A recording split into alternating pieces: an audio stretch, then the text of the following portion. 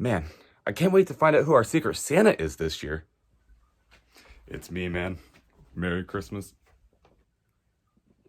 Oh, well, thank you, Raiders. Let me see what it is. A W? You're gifting us a W?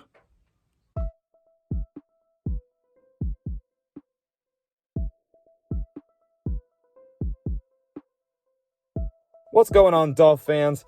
It probably feels like we maybe lucked out a little win there, but I will gladly take it. And I've been saying numerous times that Raiders game is so important. We have to win that game, and we do. And also, the Raiders had a few lucky plays, so I don't think it's just us that got lucky, and we also just did things that we needed to do in order to win this game.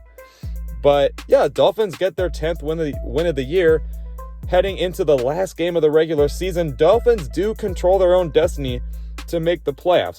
But a lot of other good things happen on Sunday that do favor the Dolphins into making the playoffs. So I don't want to say anything yet. It does look favorable for us, but I'm not going to, call it even likely. Like, there is still a lot of work that needs to be done. But let's just talk about what happened in this game, because that's what you are here for. So just the biggest note is that in general, the Dolphins won. Maybe got a little bit lucky, but at the end of the day, it is a win. It is what we needed, and it ultimately boosts our playoff chances. That's all people are going to care about in the end is, did you win or lose? And we won. And that's what we are good at is, even if we're not playing super well, we will find a way to win. And I truly feel like that is a strength of Brian Flores and the heart of this team. Now, let's talk about another really big one, Tua.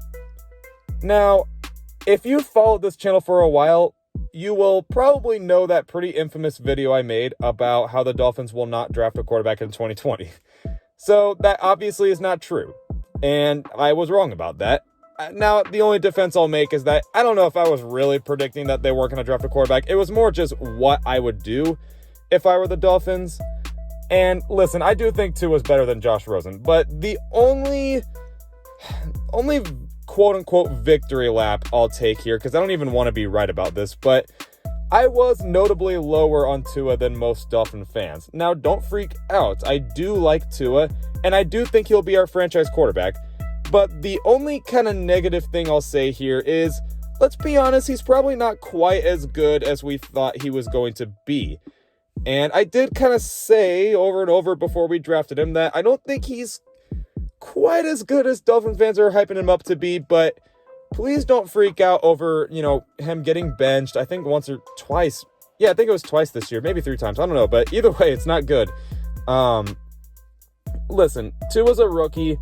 He's also playing with a lot of banged up receivers and a banged up O-line, and an O-line that really isn't even that good in the first place. And in general, he's a rookie. He needs more time. He'll be fine. I think the Dolphins just over the offseason really got to get more weapons around him. It's pretty clear right now that Tua is one of those quarterbacks that he does kind of need help in order for him to really elevate the team. But that's okay. You can win with that type of, it's scary to say this, but system quarterback. You can win with that. Basically, I just want to warn Dolphin fans, just don't freak out. Tua really is going to be fine. He is just a rookie at the end of the day. But let's move on to more positive stuff. I'm pretty sure Fitzpatrick made the pass of the year. He had a whole hand in his face, and it was, pulling him on the face mask, and he was still able to complete this pass. Like Tua said, they call him Fitzmagic for a reason. I also think I think if there were 2 things I would say the Dolphins have to work on heading into 2021 is O-line and receivers. And I've been saying that for a while, maybe not receivers, but it is, as much as I like Devontae Parker and Preston Williams, they're not the most reliable because they keep on having these injuries, and they're just, I don't know, they don't really have a whole lot of other weapons to really lean on, and Jakeem Grant doesn't really have good hands. Just, I don't know, it's not the most trustworthy group of receivers, and it's pretty clear Tua's going to need that, because when he had that against the Cardinals, the offense was rolling, and that might have only been one game, but I really do think that if you were to give him more weapons, the offense could be more consistently looking like that. So I think in the offseason, we need to improve on those 2 positions. Another thing I want to talk about here, honestly, is Brian Flores Coach of the Year. he could be, because you got to remember, we're only in our second year of the rebuild, and regardless if we make the playoffs or not, we still got 10 wins. That's really good. I don't know, man. Brian Flores has done a really good job with this team, and I am very happy to say that he's my head coach. But that's going to do it for this recap, and we have our biggest game of the year, at least of the regular season, in the season finale against the Buffalo Bills. And I'm expecting some people to randomly rip me in the comment section, because whenever I make a video about the Bills, they come at me. And I think it's also because, it's pretty clear they're my most hated team. So I'll probably try to make that preview a little bit more of a special preview, to be honest. So please be tuned for that. Enjoy this win. And ultimately, guys, Happy New Year's, and let's make the freaking playoffs, baby.